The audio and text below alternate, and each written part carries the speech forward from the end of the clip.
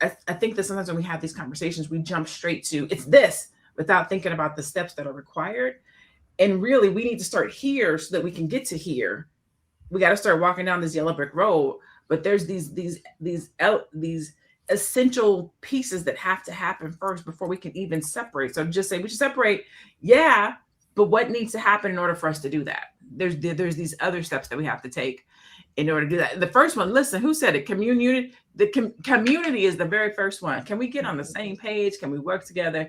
Like, I think if we could do that first. I feel like sometimes we're so separated on these issues. One person, and I'm only talking about our community. Now I'm not talking about this side want to do this side want to do that. We don't necessarily walk a foot and step with each other on different things. And so a lot of times there's fighting just amongst us.